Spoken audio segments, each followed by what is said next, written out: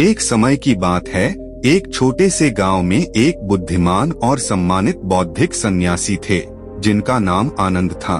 वह धर्म के गहरे ज्ञान और अन्यों को मोक्ष के मार्ग पर मार्गदर्शन करने की अपनी क्षमता के लिए जाने जाते थे।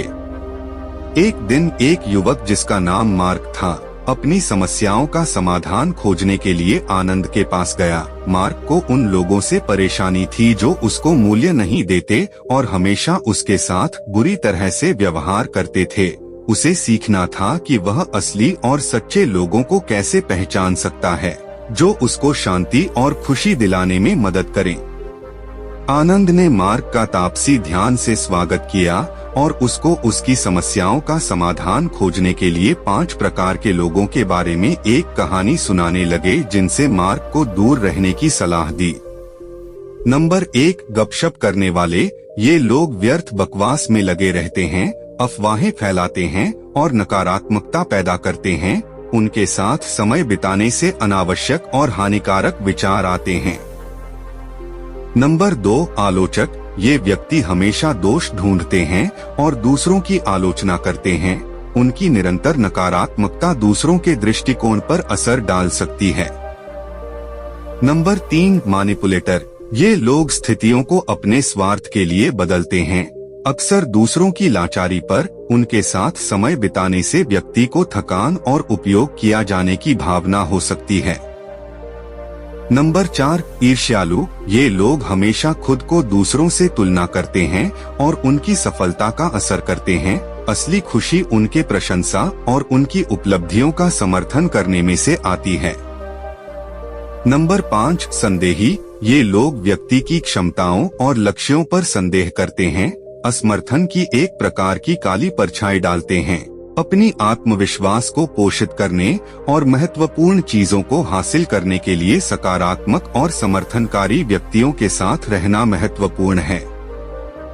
इस कहानी को सुनकर मार्क ने आनंद के शब्दों में ज्ञान का महत्व समझ लिया और उनकी मार्गदर्शन के लिए उनका आभार व्यक्त किया।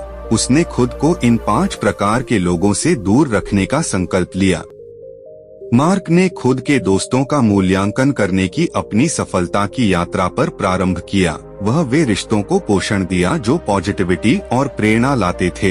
समय के साथ साथ वे दुश्मनिक दोस्तों से धीरे धीरे दूर हो गए। समय के साथ उसने पाया कि वह खुद के मूल्यों को साझा करने और अपनी आकांक्षाओं का समर्थन करने वाले दोस्तों के बीच बढ़ रहा था। आनंद और मार्क की कहानी हमें याद दिलाती है कि हमें उन लोगों का सच्चा स्वरूप पहचानने का ध्यान रखना चाहिए, जिनके साथ हम अपने आप को घेर लेते हैं। नकारात्मक प्रभावों को छोड़कर हम पॉजिटिव प्रभाव के लिए जगह बना लेते हैं और खुशी और आत्मपूर्णता लाने वाले एक वातावरण का विकसन करते हैं।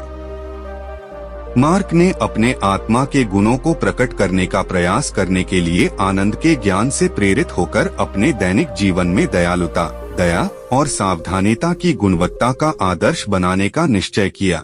उसने ध्यान और सच्ची खुशी और शांति के ज्ञान को गहराई से समझने के लिए खुद को समर्पित किया। एक दिन जब वह यात्रा कर रहा था, तो उसने एक भिखारी को देखा जो आवश्यकता में था। बाकी लोगों की उदासीनता के बावजूद मार्क के दयालु हृदय ने उसे सहायता प्रदान करने का निर्णय किया। उसने भिखारी को खाना और गर्मी प्रदान की जब कोई और नहीं कर रहा था। भिखारी को मार्क की दया और करुणा के प्रति गहरा प्रभाव हुआ और वह अपने तरीकों को बदलने का निश्चय किया। आनंद और मार्क की कहानी हमें याद दिलाती है कि हमें अपने दोस्तों को सावधानी पूर्वक चुनने, अपने आप में सकारात्मक गुणों को पोषित करने और करुणा और दयालुता को अपने दैनिक जीवन में अपनाने का प्रयास करने की जरूरत है। हम अपने जीवन में और जो चारों ओर हैं, वहाँ प्यार और ज्ञान को फैलाने का गहरा प्रभाव डाल सकते हैं। हम सभी को अपने आप के सबसे अच्छे रूप में बनने का प्रयास करना चाहिए, धार्मिकता के मार्ग पर चलने का संकल्प करना चाहिए और जहाँ भी जाएं, वहाँ प्यार और ज्ञान को फैलाने के मार्ग पर चलना चाहिए।